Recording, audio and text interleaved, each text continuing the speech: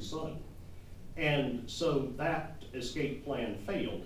But when Jessie returned to Canada, she called the immigration authorities and said, there is a young boy being held against his will on a small chicken ranch near Wineville, and he is in the country illegally. And the immigration authorities went there, and Stewart and his mom had already gone to the ranch, spent a day and a night there, digging up the remains of the Winslow boys, carried them to the desert, and burnt them, trying to destroy all the evidence. But that was the end, as Stewart and his mom escaped to Canada, where they were quickly captured and brought back. Stewart, for most of his trial, defended himself, and the title for my book comes from the absolutely most priceless line from the trial, from the 3,000 plus pages of trial transcript. Stewart did his best to break down his nephew Sanford's story on the witness stand, and though, thank heaven, the boy realized now that his uncle could no longer hurt him, and though his uncle did his best to intimidate him, the old black magic wouldn't work anymore, and he told the truth. And at one point he was asking Sanford about something, and he said, well now, didn't you think that rather strange? And Sanford shot back, well, nothing is strange with you. Quite true, and that applied to more than Stewart. It applied to his mom and perhaps other family members as well. And the second greatest line from the trial transcript was when Stewart was trying to break down Sanford's credibility by saying, well, look, I left you alone on the ranch for an extended period of time. How come you didn't run to the authorities? And he said, well, I was afraid you'd kill me. And he said, well, once the authorities had you, then they could protect you. I couldn't get to you. And he said, I was still afraid of you. And Stewart quipped, you seem to have a very high opinion of my ability. And his mother pled guilty to the slaying of Walter Collins and was sentenced to life imprisonment by Judge O.K. Morton of Riverside, and was sent first to San Quentin and then to the new women's prison at Tehachapi. She served just under a dozen years, then was paroled in late 1940. George, poor George, who was still devoted to the memory of his son and to the wife who had betrayed him so awfully, had her come to the farm he had purchased in Parsonsburg, a little town in Wicomico County, Maryland.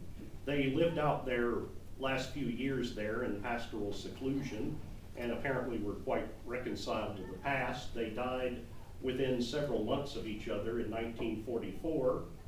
Sanford, and this is the truly heartening part of the story, the part that brought me the greatest joy during my long research when I discovered this, I always imagined that Sanford would have lived his life in the shadow of the horrors to which he'd been subjected and the horrors in which he'd been forced to participate.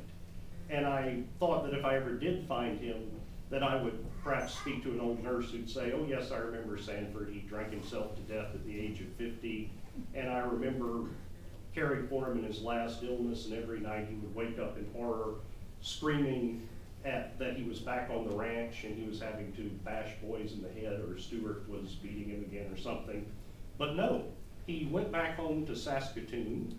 He married in 1935 at the age of 22, a woman named June McInnes. Their marriage lasted 56 years. They adopted 2 boys. Apparently they could not have children of their own. Had many children and grandchildren. He served with distinction in the Canadian Armed Forces in World War II, worked as a postman in Saskatoon until in 1971 he had a bad heart attack and had to retire early. He was very active in his community, involved in umpteen fraternal and social organizations.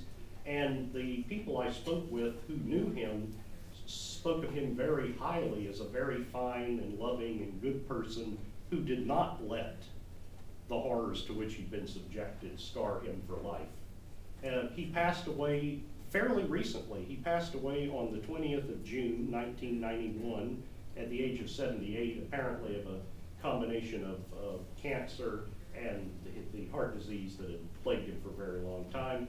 His wife June followed him to the grave in '96.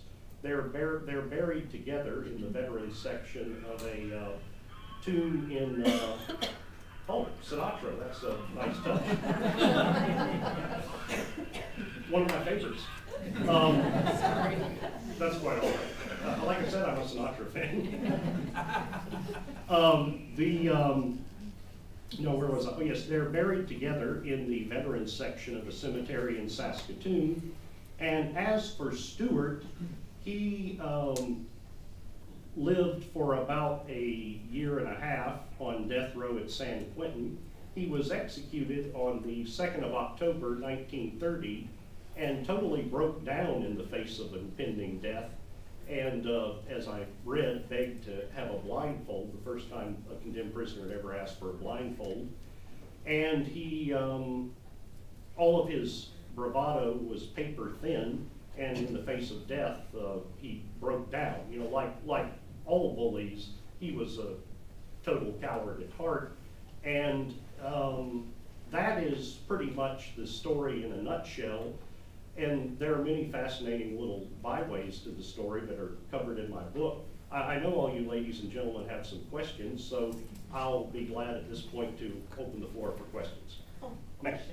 so do we know exactly how many children boys he Murdered? murdered?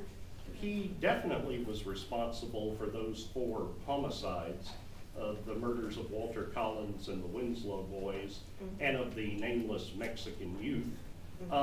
Twice while he was on death row, he confessed to the murders of, he said, 19 or 20 victims.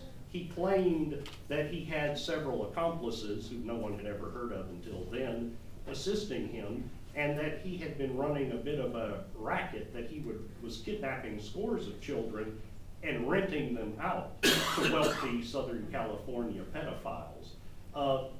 The Big Jim Holohan, the warden of San Quentin, and Clinton Duffy, his assistant, who would later become a very noted warden himself, and Leo Stanley, the prison surgeon at San Quentin, seemed to have believed these stories, but no one else who'd done any research into the case, or who was involved in investigating the case, ever did. And I personally don't either. But he was probably responsible just for those 4 homicides.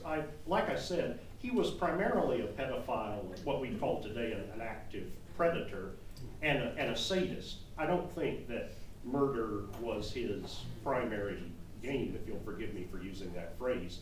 He just killed people if they got in the way or knew too much.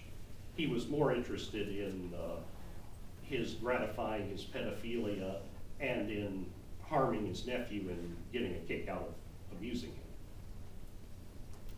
Sir? Have you seen the film? The film Changeling? Changeling. No, I have not yet, but I have read the script, and well, it's a very fast-moving and very powerful screenplay, and you know, if I were a Hollywood